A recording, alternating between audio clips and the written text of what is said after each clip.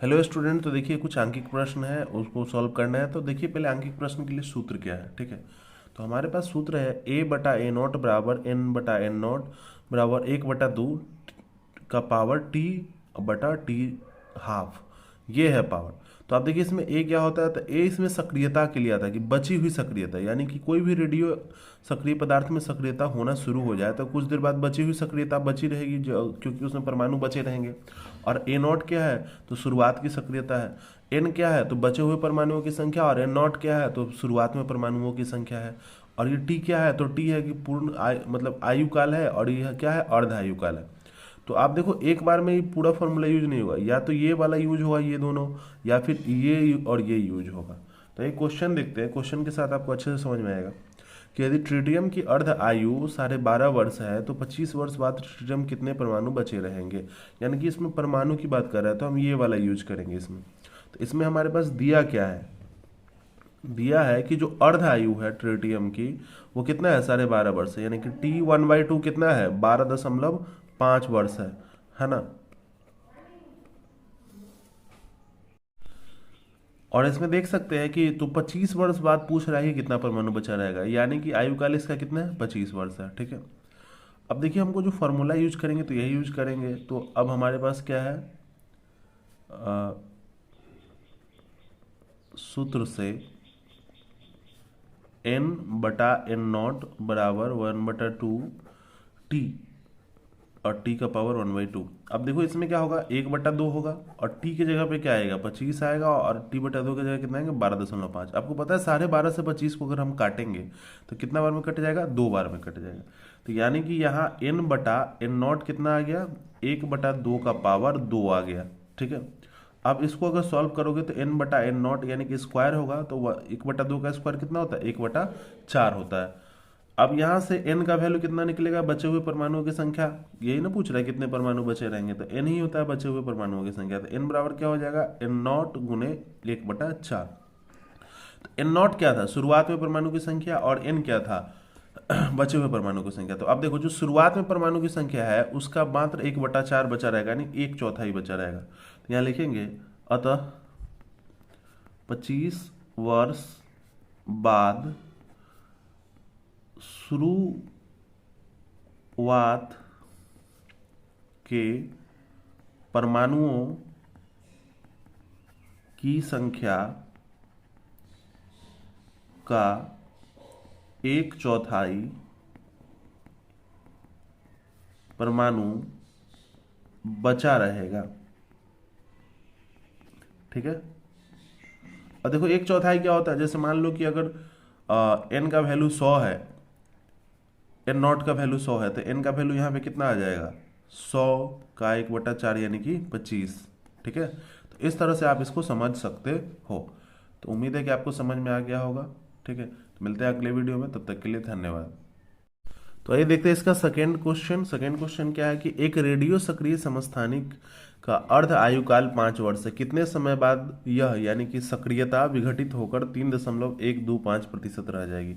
अब यहाँ यह नहीं लिखना, सक्रियता लिखना कि एक रेडियो सक्रिय समस्थानिक का अर्ध आयुकाल 5 वर्ष है, कितने समय बाद सक्रियता विघटित होकर 3.125% रह जाएगी। ठीक है, तो अब देखो इसमें क्या है कि हमारे पास क्या है, यहाँ सक्रियता की बात कर रहे हैं। तो अब यहाँ n बटा एन नॉट नहीं लेंगे, a बटा ए नॉट लेंगे, क्योंकि सक्रियता एक्टिविटी, ए से एक्टिविटी सक्रियता को दिखाता है। ठीक है, तो हमारे पास फॉर्मूला है, तो देखो इसमें a है, ए नॉट है।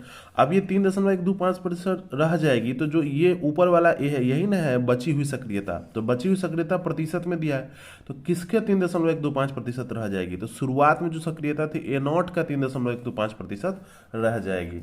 तो यहाँ पे हमारे पास दिया क्या क्या है, दिया है कि T1/2 बराबर कितना दे दिया, 5 वर्ष दे दिया है। और फिर हमको वैल्यू दिया है ए का, ए का वैल्यू कितना है, तो 3.125%। किसका, ए नॉट का। ए नॉट का क्या गुना होता है साइन, आपको पता है, का के लिए गुना का साइन होता है। ए नॉट का 3.125% हो जाएगा।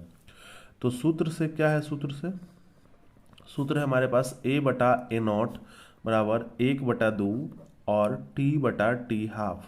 ठीक है, अब a का वैल्यू कितना है, 3.125%, 3.125 प्रतिशत गुना ए नॉट, अब बटा नीचे क्या है ए नॉट है, अब बराबर 1/2 और टी हो गया टी, और उसके बाद टी हाफ का वैल्यू कितना है 5 है।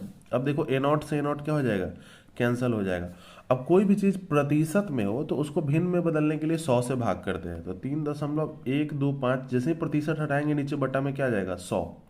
अब बराबर क्या हो जाएगा 1/2 और यहाँ पे टी का पावर कितना हो जाएगा 5।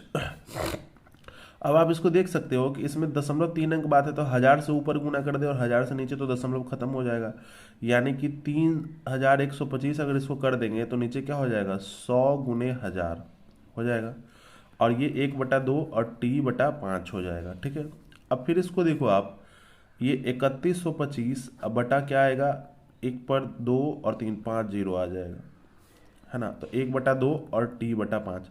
अब जैसे इससे इसको काटोगे तो 32 बार में ये कट जाता है। ठीक है, 32 बार में ये इससे क्या हो जाता है, कट जाता है, तो 32 बार में ये कट जाएगा, तो इससे कितना बार में कटा 32 बार में, यानी कि 1/32 बराबर क्या हुआ, तो 1/32 बराबर हुआ 1/2 का पावर t/5। ठीक है, अब देखो इसमें क्या है 1/32 है, तो 1/32 को हम लोग लिख सकते हैं 1/2 का पावर 5, यानी 1/2 को 5 बार गुना करेंगे तो 1/32 ही आता है, 1/2 का पावर t/5। अब यहाँ देखो यहाँ पे क्या हुआ, दोनों का LHS और RHS का बेस सेम है, आधार सेम है, तो अब दोनों बराबर कब होगा, जब दोनों का पावर भी बराबर होगा।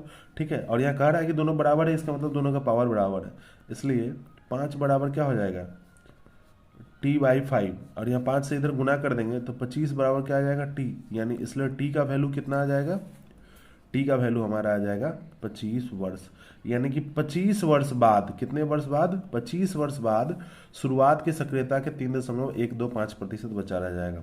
अतः 25 वर्ष बाद सक्रियता 3.125% बची रहेगी। तो उम्मीद करते हैं कि आपको ये समझ में आ गया होगा दोनों क्वेश्चन। तो क्या करिएगा ना, बार बार इसको देखिए अच्छे से तो समझ में आ जाएगा। तो मिलते हैं नेक्स्ट वीडियो में, तब तक के लिए धन्यवाद।